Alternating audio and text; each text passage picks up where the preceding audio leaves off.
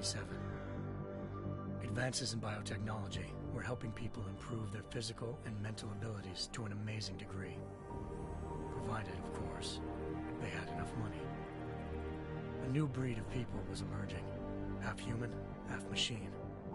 And in Detroit, at least, not everyone was happy to see it. I'd just landed a job as head of security at Sarif Industries, a cutting-edge biotech firm. David Sarif himself handpicked me for the job, said he needed me to keep his people safe. My ex, Megan Reed, was one of them. Brilliant neuroscientist, Megan had found a way to make augmentation safe and affordable for everyone. All she had to do was present her research to Congress. But the night before her big meeting, my security measures failed. A team of Black Op mercenaries stormed into Sarif headquarters, massacring everyone in sight. 3 of the mercs were heavily augmented walking tanks. Their mission? Take out Megan and her team. I tried to stop them, but their leader tossed me through a plate glass wall. Last thing I heard as his bullets slammed into my brain was Megan's dying scream. I should have died with her. Only I didn't. High-end military-grade enhancements saved my life. The best augmentation Sarif's money could buy. It took me half a year to get a feel for them. Should have taken longer. But 6 months into my recovery, Sarif Industries was attacked again. This time, by a radical group of pro-human purists. Violent, militant, and fanatically opposed to human augmentation. They claimed to be members of Humanity Front, a non-profit organization that wanted the UN to limit biotechnology research.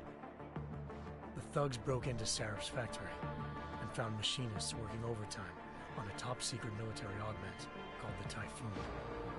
Sarif sent me to retrieve it, and when I did, I found one of the so-called purists next to it, wired with cerebral implants, trying to download its classified specs. Obviously, something more was going on. The AUG killed himself before I could question him. Sarif ordered me to dig deeper, so with the help of Frank Pritchard, Sarif's head of cybersecurity, I did. Turns out a second hacker had been controlling the AUG's actions from somewhere off-site. Pritchard and I tracked his signal to a secret FEMA internment camp in Detroit. The same mercs who'd left me for dead 6 months before. Figured they'd try again when they saw me. It wasn't so easy for them this time. I took out the tank named Barrett, even got him to give me a new lead. A penthouse apartment in China. Of course, we both knew it would be a trap in the end.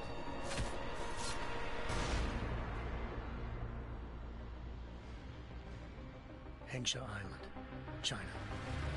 Home to a city so crowded, they had to build a second city on top of it. Trying to find clues in Hengsha wouldn't be easy. Lucky for me, I wasn't alone. Farida Malik, Sarif Industries' ace pilot, had lived in Hengsha before. A good person to have on your side. She knew enough about the place to get me around. Malik dropped me in the lower city, close to the penthouse Barrett had told me about. Bell Tower Associates, a private security firm under contract to the Chinese government, had agents tossing the suite when I arrived. Just not for the reason I'd been expecting. Turns out the man who lived there was a criminal hacker named Van Bruggen. The same hacker who'd been remotely controlling the AUG in Sarif's factory. Van Bruggen's panicked decision to force the man to commit suicide had been a mistake. Now his mercenary partners were gunning for him, and I needed to find him before they did. Locating Van Bruggen meant playing nice with the Triads, Hengsha's organized crime lords. They had the hacker holed up inside a low-rent capsule hotel. By the time I found him, Van Bruggen had no qualms giving up the woman who hired him. Zhao Yunru, president of the Taiyang Medical Corporation. According to Van Bruggen, Zhao wanted to monopolize the augmentation industry and had hired Black Op mercenaries to destabilize her competition. Sarif Industries was at the top of her list. To prove this, I needed to get inside TYM and grab a surveillance hologram off a server. I suspected Van Bruggen was hiding something when he told me this. nothing could have prepared me for what I saw. Megan wasn't dead. She and her 4 best researchers had been kidnapped, spirited away somewhere while their kidnappers made it look like they were dead. Desperate to learn more, I confronted Zhao in her penthouse. She claimed to be a pawn in a bigger plan, and hinted at a group so powerful it controlled global interests at a whim. Then she slipped into a panic room and hit the alarm, forcing me to make a very quick exit. I figured Zhao was lying, but part of her confession made sense. David Sarif had been worried about his people. So worried, he'd required all of them to have subdermal locator devices surgically implanted. The GPOs would have been broadcasting the day of the attack. But Zhao said a single call to Picus, the world's leader in global 24-hour satellite news, had turned those signals off. I needed to fly to Picus headquarters in Montreal if I wanted to learn more.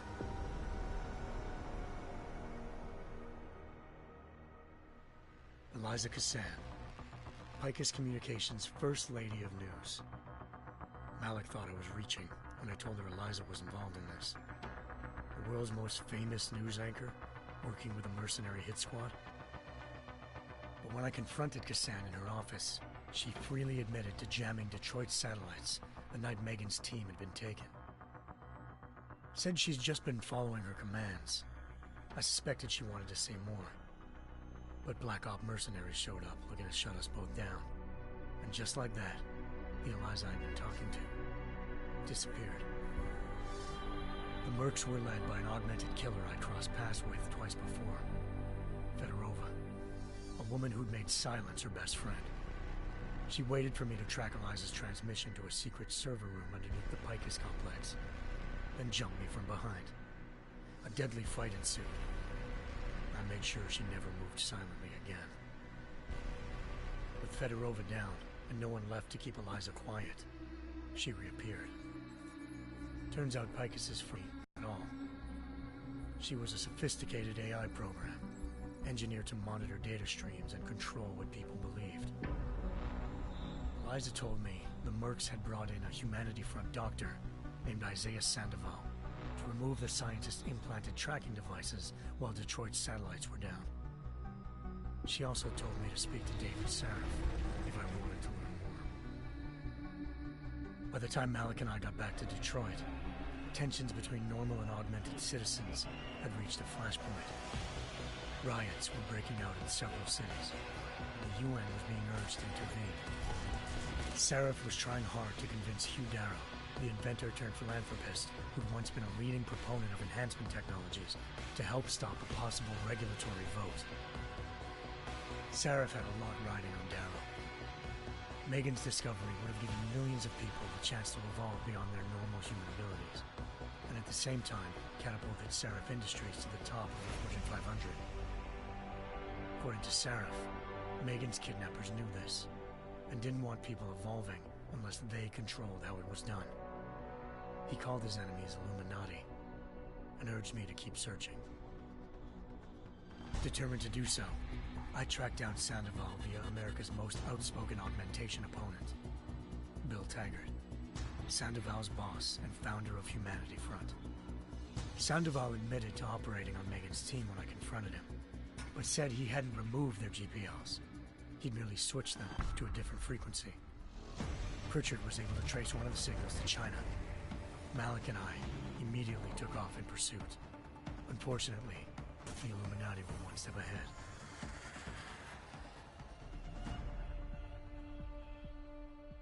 Ambushed. Shot out of the sky by Bell Tower Associates, seconds after entering Hengsha's airspace. Malik's piloting skills saved me. After a tense and bitter struggle, I escaped into Lower Hengsha. The tracking signal I was following led straight to the Triads, or more specifically, to the augmented arm of Tong Si-hung, leader of a gang of augmentation harvesters. Tong said they'd taken the arm off a corpse, which Bell Tower had left at their door, meaning at least one of Sarif's scientists was dead. Maybe not the rest of them, though. Tong pointed me to a port used for human trafficking and helped me slip aboard a bell tower ship. He was sailing to Rifleman Bank Station, a military base in the South China Sea. Bell Tower was holding kidnapped civilians as prisoners there, and using them to perfect the Hyron Project, a human-computer interface that left most of its test subjects dead. My search for Megan would have ended then, if not for a mysterious ally named Quinn. In exchange for my help exposing Bell Tower, he slipped me aboard a second ship headed to Singapore and an Illuminati-run biotech facility called Omega Ranch. 3 of Seraph's scientists were there, forced by their captors to create a technology capable of remotely shutting down augmented abilities. Thanks to an emergency recall notice issued by the World Health Organization, millions of people all over the world.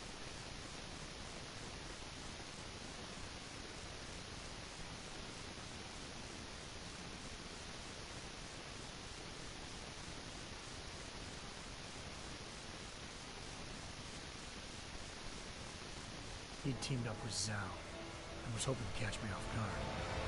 But their little ambush didn't work. I found Megan in a suite belonging to Hugh Darrow, the billionaire philanthropist whom Seraph had called on for help. Darrow had convinced her to go along with the biochip plan by promising to sabotage the tech. As she was explaining this, Darrow appeared in the global broadcast, telling the world that augmentations would be the death of mankind. Then he activated the biochips to prove his point. All over the world, augmented people flew into a killing frenzy. Darrow had betrayed everyone, and it was up to me to set things right. To do it, I had to reach Panchaea, a massive installation in the Arctic Ocean. As I raced through corridors built by an all-augmented workforce, I saw death and destruction firsthand. By the time I shut down Darrow's broadcast, I knew the damage he'd done. Still, humanity's future remained unclear. How would the world react to this sabotage? Would people ever regain their faith in augmentations again? What would be the Illuminati's next move? Only time will give us the answers.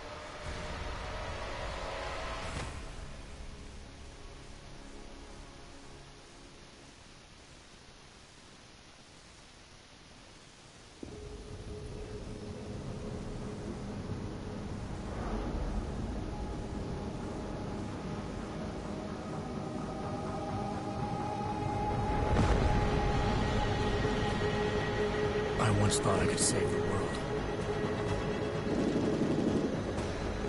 Now look at it.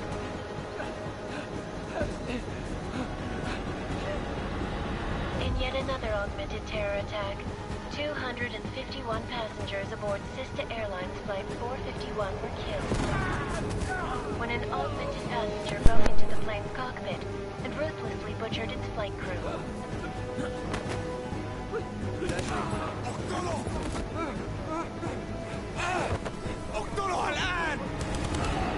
Details recovered from the black box recorder suggest that the man may have been suffering flashbacks to the AUG incident. That horrible day 2 years ago when augmented people all over the world flew into a psychotic killing spree, causing the greatest loss of life in recent history. Sometimes, you just have to let go. And embrace what you've become. Not gonna go all wonky on us now, Hansa, are ya? Well, if I do, McCready, I guarantee you'll never see it coming. Agent Jensen! Am I gonna have a problem with you? No, sir. No reason to assume you would. Good, the operative on this team, and I intend to make good use of you. Listen up, all of you. We got a sandstorm barreling down our ass and we can't afford to make mistakes. We're going after this man, an arms dealer named Shepard. He's ex-Bell Tower, one of the Special Forces commanders who disappeared during the incident. And he's come out of hiding. That cannot be good. It's not. He's selling weapons and military-grade augments to terrorists. This is Iran Singh, the undercover agent who lured Shepard out of his hole. Best you see Interpol's got. For 3 years he's worked hard to get in tight with the Jinn, an Iraqi smuggling cartel that's infected the Eastern Hemisphere like a plague. Last week, our arms dealer sent a message to the Jinn, offering to sell them a shitload of black market merchandise dirt cheap. They told Singh to handle the buy. They're not gonna like it when Interpol disrupts their party. Is Singh's cover really that good? It is right now. We need to keep it that way. This is where the deal's going down. A half-finished high-rise hotel that's been abandoned ever since the incident. It's not a pretty picture inside. Let me guess. Most of the laborers were augmented with heavy-duty industrial rigs. So when the incident hit, and they all went schizo, things got gruesome real fast. And no one, except for some homeless junkies, have been inside the place ever since. So what's the plan, Director? Singh's meeting Shepard on the ground floor, inside the hotel's main atrium. He sent the bulk of his Jinn crew to the penthouse levels to secure a vantage point. I want McCready's team to take up positions overlooking the atrium and make the arrest. Jensen, you're going in solo from the roof. My objectives? Keep the Jinn from joining the party. As far as we can tell, only one route connects the atrium to the penthouse level, a halfway decent elevator shaft. Here. I want you to block access to it. Fine. Just cut me loose. Do you plan on relying solely on your augments for this one?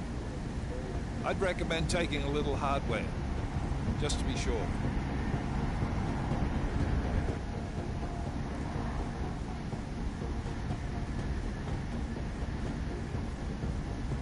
I'm not leaving my 6 exposed. Give me something lethal.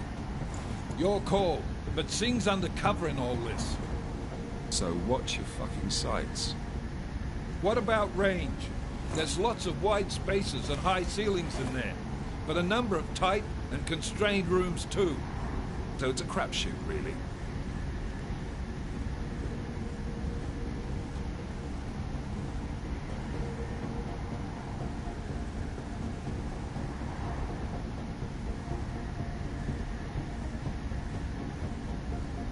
Never was one to play the odds. Give me something I can use up close. You got it.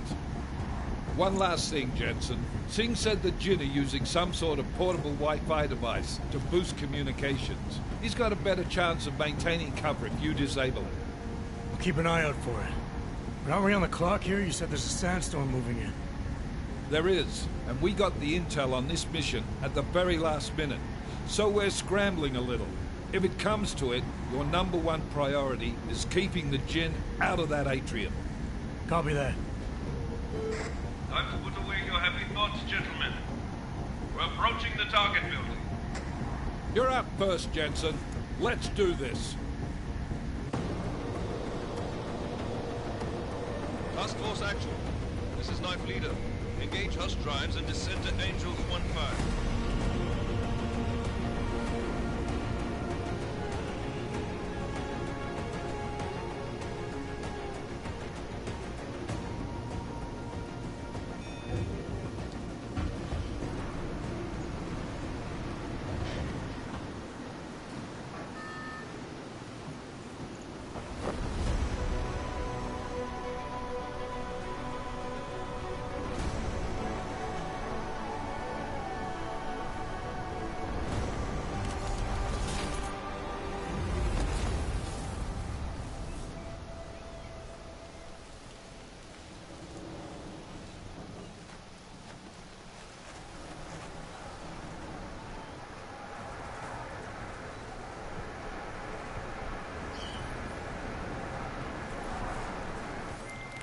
Team leader, this is Jensen. I'm on the roof.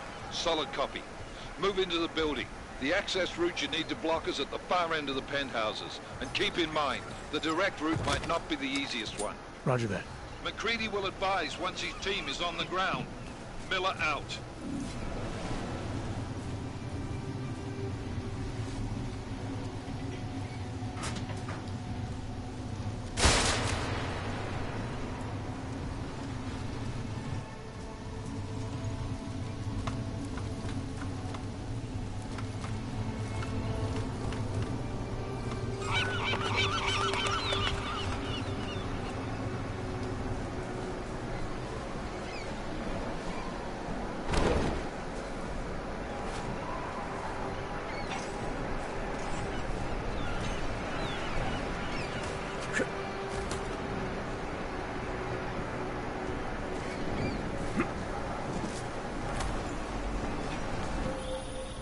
Jensen, we're moving through... Oh, fuck! What's wrong? The Jinn have got a few Jennies up and running. Gonna have to hack keypads. Should enjoy it, McCready. They have colors and shapes. Just remember, red means bad. Fuck you.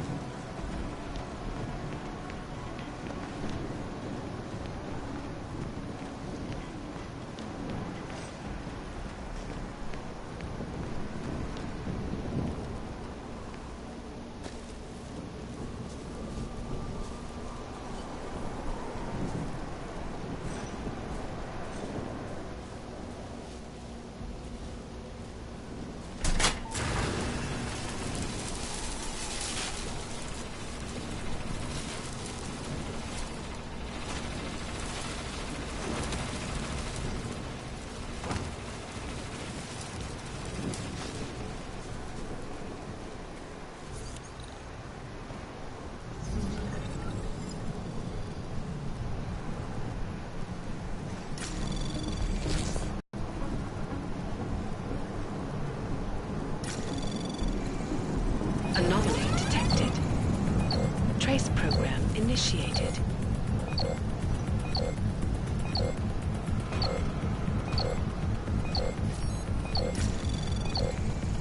Access granted.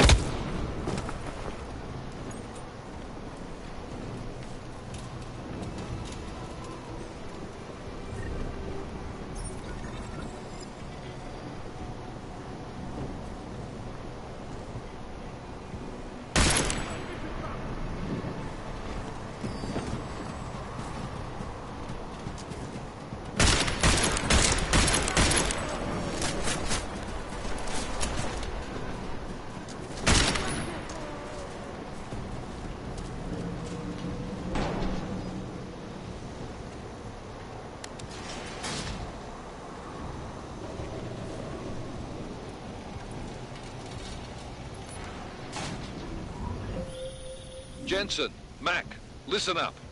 Doppler shows that sandstorm's moving in fast. It's big, and it's gonna hit us hard. God, I hate the fucking desert. Confirm visual? I can.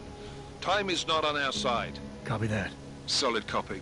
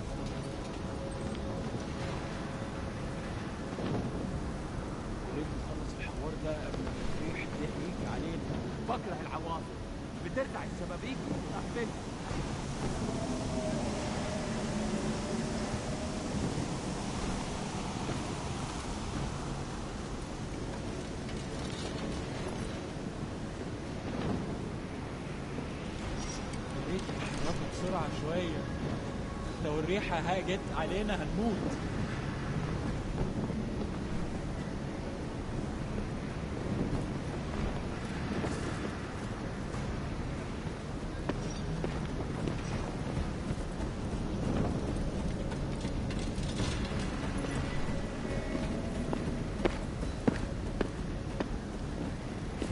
ليه ما خدناش الإشارة لحد دلوقتي؟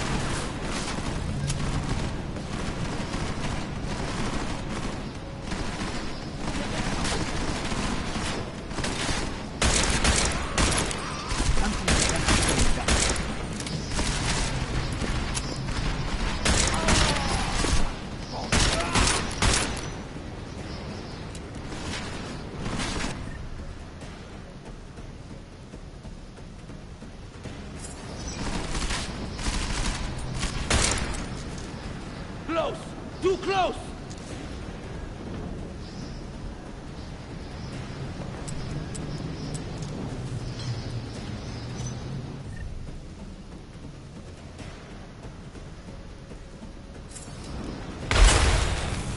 Bad angles!